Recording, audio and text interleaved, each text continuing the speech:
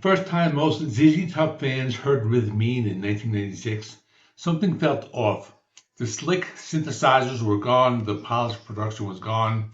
In their place was something thick, dirty, and unmistakably raw, closer to a greasy barroom blues band than a futuristic rock machine that had dominated MTV for a decade. But once you understand exactly how the album was made, you'll never hear it the same way again. To understand Rhythmeen, you have to go back to where ZZ Top had been. By the time the 1990s rolled around, Billy Gibbons, Dusty Hill, and Frank Beard had already conquered everything. Eliminator turned them into global superstars. Afterburner extended the run. The formula was airtight: sleek drum machines, layered synths, radio-ready production, and music videos full of hot rods and women in red dresses.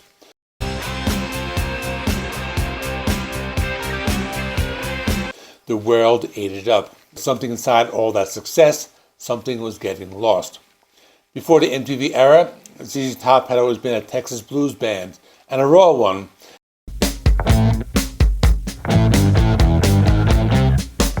Their early records were built on greasy riffs, live rhythm sections, and guitar tones that felt almost alive. Tres Hombres, Fandango, records where you can practically feel the heat coming off the amplifiers. As the 80s wore on and digital production took over, that original identity drifted further and further into the background. By the mid-90s, Billy Gibbons had started to feel it. The band had nothing left to prove commercially. They'd already won, and that freedom opened the door. Rhythmeen became the moment they walked back through it. The decision to strip things back started with where the album was recorded and how fast.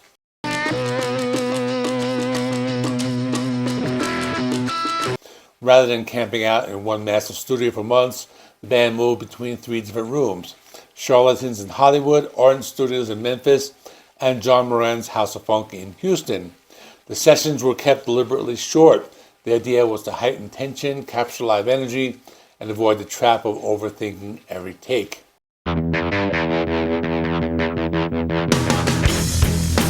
Ardent was particularly significant.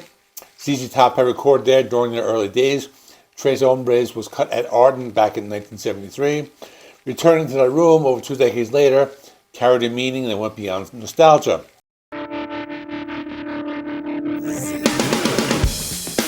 It was a conscious signal about what the record was going to be. Engineer Joe Hardy, a longtime collaborator, handled the sessions.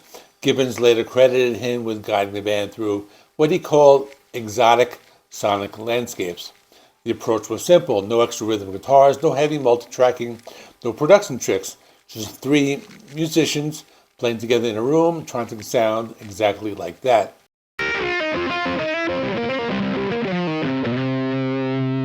Billy Gibbons described the philosophy himself. Rhythmeen may stand out as the truest test of ZZ Top as a trio. There are no overdubs. That was pure band. Going in and saying, okay, we think we know these songs. We're going to try and lay them down. He went on further to add, prior to that, ZZ Top was actually like a 5 or 6-piece band, and that was only due to the benefit of multi-tracking. With Rhythmeen, we decided we were going to record these songs as we rehearsed them. It took quite a bit of gumption to get to that point, and that gumption was exactly what you hear when you put the record on. But the most dramatic change happening on Rhythmeen wasn't in the studio setup, it was in Billy Gibbons' hands. Gibbons has always had an unconventional approach to guitar tone.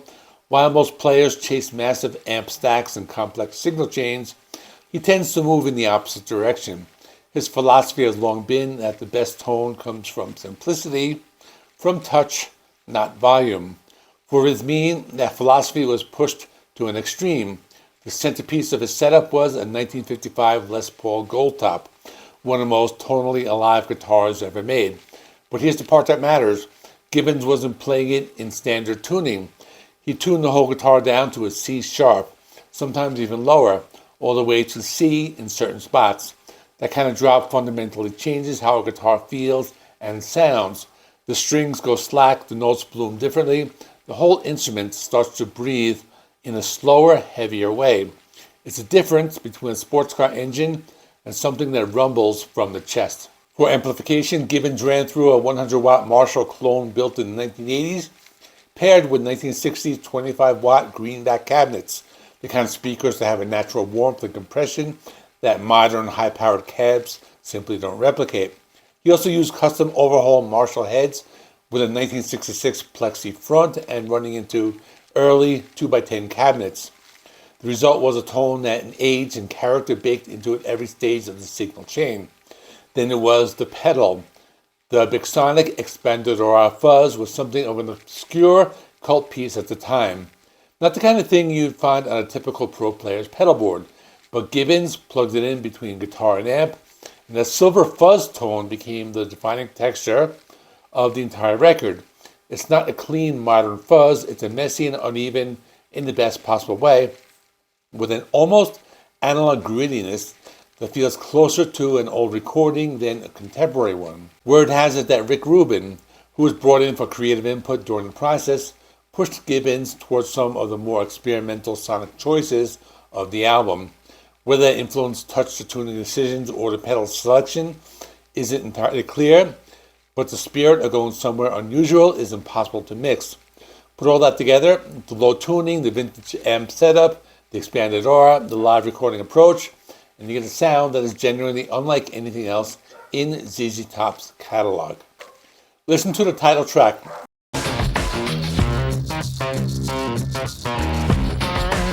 The guitar doesn't sit cleanly on top of the rhythm section.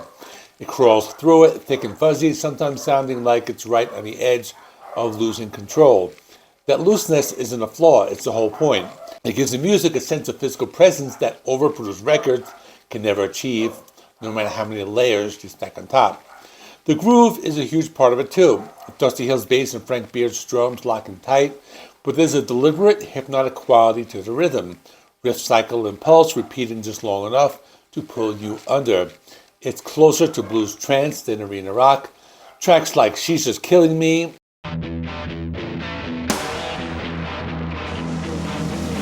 and the fan favorite, What's Up With That,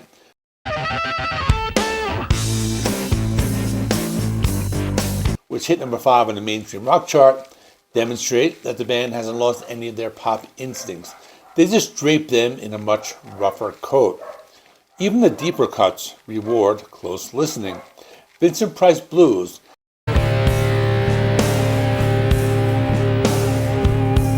is a slow-burning, slow-slung track that sounds like it's recorded in a border cantina at 2 in the morning. The riff plods forward with menacing patience. The tone is thick enough to chew, and the lyrics, mixing Spago and Whataburger, Mezcal and Vincent Price, border cantina chaos and pure ZZ Top absurdism, are the kind of thing only this band could pull off. No frills, no concessions, raw, Rhythmeen energy. When the album came out, it didn't dominate the charts the way Eliminator had. That was never the goal. What it did is remind people, and maybe remind the band themselves, that beneath all the MTV gloss and arena production, the decades of success, ZZ Top has always been something much older and more essential. 3 guys from Texas who understood the blues in their bones.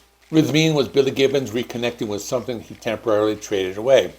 The thick guitar tone, the hypnotic grooves, the stripped-down production, none of it was accidental. It was a deliberate reset, executed with real conviction.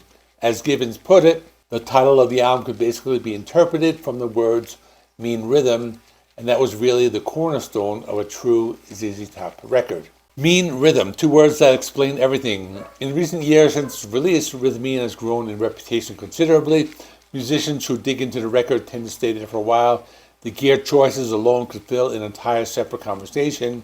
But what resonates isn't any single technical decision, it's commitment behind all of them. ZZ Top didn't make Rhythmeen to stay relevant. They made it to stay real. Go back and play it again with it in mind. Listen for the way the guitar breathes. Feel the way the groove moves. Somewhere underneath the fuzz and the drop tuning and the Memphis tape hiss is the same Texas blues DNA that started this whole thing decades ago. It's all still there. They never stopped being that band. In 1996, they just decided to prove it. Check out this playlist of all the other ZZ Top reviews. Thanks for watching. Please like the video. Helps me with the YouTube algorithm. Please subscribe if you're not already. I do rock and metal reviews, rankings, and more. Thanks for watching. I will see you in the next one.